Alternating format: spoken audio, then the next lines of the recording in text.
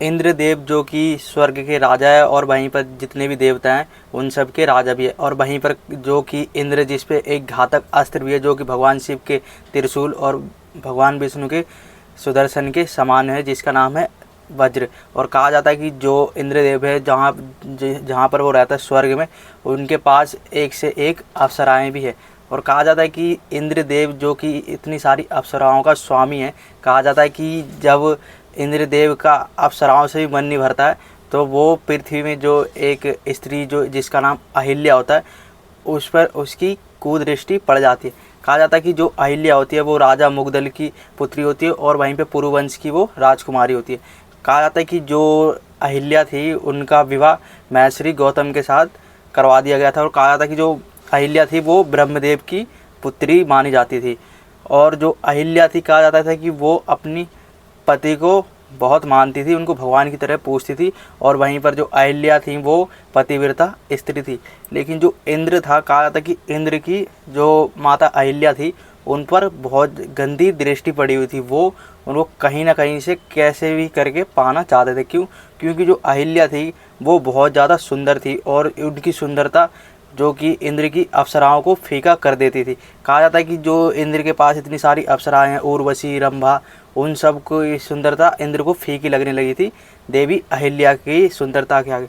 और जो इंद्रदेव थे वो कुछ ना कुछ करके, कुछ ऐसा करके कि अहिल्या उन्हें कहीं ना कहीं से प्राप्त हो जाए, वो अहिल्या को प्राप्त करना चाहते थे। और वहीं पर जो अहिल्या थी जो अपनी पतिव्रता के लिए जानी जाती थी, वो अपने पति की हर तरीके से सेवा करती थी। और जो कहा जाता जो महर्षि गौतम थे वो सुबह सुबह सूर्य उदय से पहले ही गंगा स्नान करके सूर्य नमन भी किया करते थे और अपने निजी कार्य में लग जाते थे।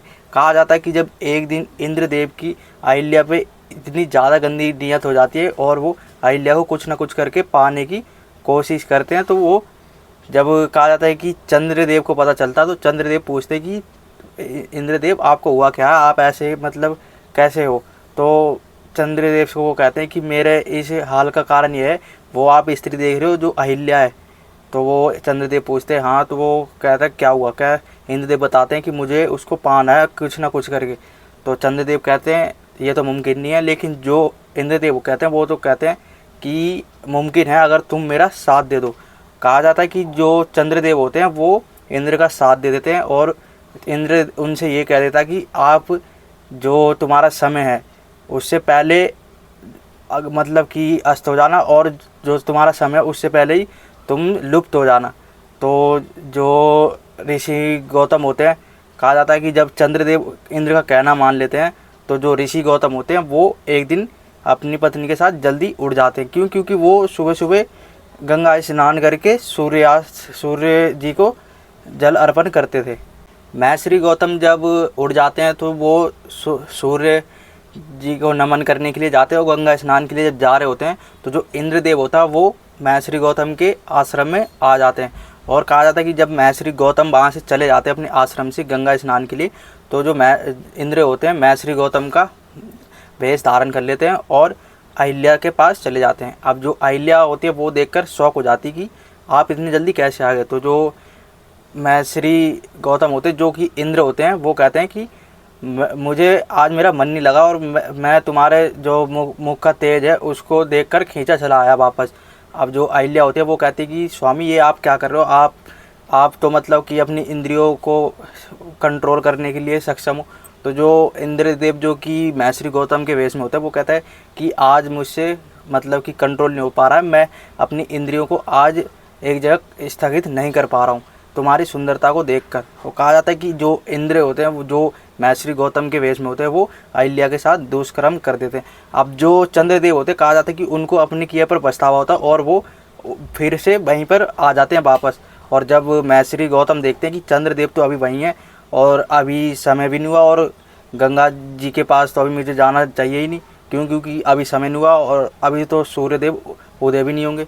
तो जो महर्षि गौतम होते हैं वो सोचते हैं कि अब मुझे वापस घर जाना चाहिए। तो महर्षि गौतम वापस आश्रम की तरफ चले जाते हैं। अब जैसे ही महर्षि गौतम अपने आश्रम पहुंचते हैं, वहाँ जब वो इंद्र जो कि उन्हीं के भेष में था और अहिल्या को एक साथ देखते हैं तो जो महर्षि गौतम होते हैं वो बहुत ज़्यादा शॉक हो जाते हैं कि ये चल क्या रहा है। तो जो अहिल्या होती है वो भी शॉक हो जाती है कि एकदम से दो दो मतलब कि एक ही व्यक्ति कैसे हो सकते। तो जो महर्षि गौतम होते हैं वो उससे इंद्र से पूछते कि तुम हो कौन, अपने वास्तविक रूप में आओ। तो इंद्रदेव अपने वास्तविक रूप में आते हैं और इंद्रदेव को श्राप भी देते हैं कि, और कहते हैं कि तुम अब यहाँ से चले जाओ। और वहीं पर जो अहिल्या होती हैं उनको भी महर्षि गौतम श्राप दे देते हैं कि तुम पत्थर की बन जाओगी। लेकिन जो अहिल्या होती है वो तो कहती है मेरा कोई ऐसा, मेरा इसमें क्या दोष है, मैं जो वो छल से आया उन्होंने मेरे साथ गलत किया। तो जो महर्षि गौतम कहते हैं कि मैं जो श्राप है वो तो नहीं टाल सकता, लेकिन जो त्रेता युग में राम आएंगे जब वही तुम्हारा उद्धार करेंगे। और कहा जाता है कि उस समय में वो देवी अहिल्या पत्थर की बन गई और उसके बाद महर्षि गौतम भी वहाँ से उस आश्रम से चले जाते हैं और राम जी का जो देवी अहिल्या होती है वो इंतज़ार करने लग जाती है। और कहा जाता है जब विश्वामित्र के साथ जब राम और लक्ष्मण सीता स्वयंवर के लिए जा रहे होते हैं तो उस समय में वो उस आश्रम में जाते हैं जो कि देवी अहिल्या होती है वहाँ पर। और वहाँ पर जाते हैं तो जो वो विश्वामित्र होते हैं वो राम जी को कहते हैं कि इस पत्थर पर तुम अपने चरण स्पष्ट कर दो ताकि ये पुनः स्त्री बन सके। तो राम जी पूछते हैं कि ये है कौन। तो फिर जो विश्वामित्र होते हैं वो उनकी पूरी कहानी बताते हैं। लेकिन राम जी कहते हैं कि भले ही स्त्री पत्थर की क्यों ना हो, लेकिन स्त्री का तो सम्मान ही करना चाहिए। तो जो विश्वामित्र होते हैं वो कहते हैं कि मैं धन्य हो गया जो तुम मेरे शिष्य हो। राम जी कहते हैं कि स्त्री भले ही पत्थर की हो लेकिन वो सम्मान की पात्र होती है। तो विश्वामित्र कहते हैं ये तुम्हारी सोच है बहुत अच्छी है, लेकिन तुम इनका उद्धार करो। और जो श्री राम होते हैं वो अपनी चरण स्पष्ट करते हैं उस पत्थर की मूर्ति पर और देवी अहिल्या का उद्धार करते हैं। और वो देवी अहिल्या जो होती है वो फिर से पत्थर से स्त्री बन जाती है। और जो महर्षि गौतम होते हैं वो भी वहाँ पर आते हैं क्योंकि उन्हें पछतावा होता है, क्यों कि जो देवी अहिल्या होती है उनकी तो कोई गलती होती नहीं और जो महर्षि गौतम होते हैं वो उन्हें श्राप दे देते हैं। और जब वो महर्षि गौतम वहाँ आते हैं उन्हें पछतावा होता है और वो देवी अहिल्या से क्षमा भी मांगते हैं। तो इस तरीके से कहा जाता है कि जो इंद्र है जो कि इतनी सुंदर सुंदर अप्सराओं का जो कि स्वामी है, जो स्वर्ग लोक में रहता, उसने अपनी कुदृष्टि पृथ्वी लोक की एक स्त्री जो कि अहिल्या थी उस पर डाली और उसके साथ दुष्कर्म किया था।